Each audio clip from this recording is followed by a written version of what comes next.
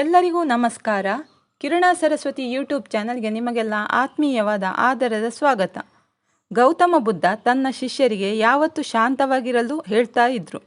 ಧ್ಯಾನಾವಸ್ಥೆಗೆ ಹೋಗುವ ಮೊದಲು ಶಿಷ್ಯರಿಗೆ ಶಾಂತವಾಗಿರುವುದನ್ನು ಕಲಿಸ್ತಾ ಇದ್ರು. ಯಾವೆಲ್ಲ ಸಂದರ್ಭದಲ್ಲಿ ಶಾಂತವಾಗಿರಬೇಕು ಮತ್ತು ಮೌನವಾಗಿರಬೇಕು ಎಂದು ಗೌತಮ ಬುದ್ಧ ತಮ್ಮ ಶಿಷ್ಯರಿಗೆ ತಿಳಿಸ್ತಾ ಇದ್ರು.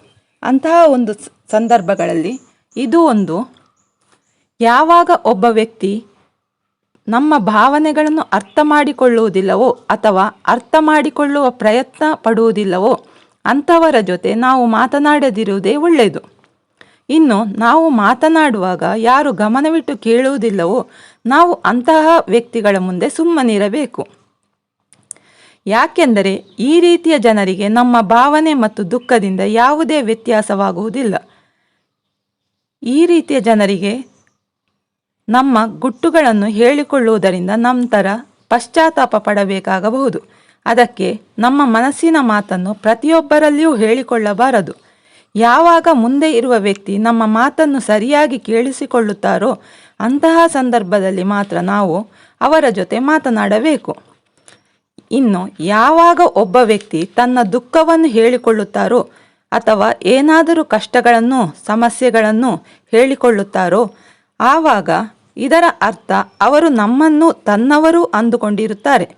ಈ ಸಂದರ್ಭದಲ್ಲಿ ನಾವು ಸುಮ್ಮನೆ ಕುಳಿತು ಅವರ ದುಃಖ ಅಥವಾ ಸಮಸ್ಯೆಗಳನ್ನು ಗಮನವಿಟ್ಟು ಕೇಳಿಕೊಳ್ಳುತ್ತಿರಬೇಕು ಮತ್ತು ಅವನ ದುಃಖ ಹಾಗೂ ಸಮಸ್ಯೆಗಳನ್ನು ಬೇರೆಯವರಿಗೆ ಹೇಳಬಾರದು.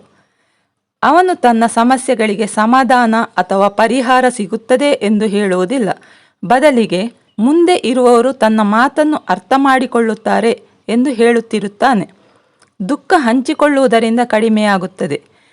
ಆದರೆ ಯಾವಾಗ ಒಬ್ಬ ವ್ಯಕ್ತಿ ತನ್ನ ದುಃಖ ಹೇಳಿಕೊಳ್ಳುತ್ತಾನೋ ಅಥವಾ ಸಮಸ್ಯೆಗಳನ್ನು ಗಮನವಿಟ್ಟು ಕೇಳುತ್ತಿರಬೇಕು. ಯಾಕೆಂದರೆ ಅವನ ದುಃಖ ಕಡಿಮೆಯಾಗುತ್ತದೆ ಮತ್ತು ಅವನ ಮನಸ್ಸಿನ ಭಾರ ಕಡಿಮೆಯಾಗುತ್ತದೆ. ಆದ್ದರಿಂದ ಯಾರಾದರೂ ಸಮಸ್ಯೆಯನ್ನು ಅಥವಾ ಅವರ ದುಃಖವನ್ನು ಹೇಳಿಕೊಳ್ಳುತ್ತಿರುವಾಗ ನಾವು ಗಮನವಿಟ್ಟು ಸುಮ್ಮನೆ ಕುಳಿತುಕೊಂಡು ಕೇಳುತ್ತಿರಬೇಕು. ಈ ಮಾಹಿತಿ ನಿಮಗೆ ಇಷ್ಟವಾದರೆ ವಿಡಿಯೋವನ್ನು ಲೈಕ್ ಮಾಡಿ, ಶೇರ್ ಮಾಡಿ ಮತ್ತು ಕಮೆಂಟ್ ಮಾಡಿ. ಧನ್ಯವಾದ.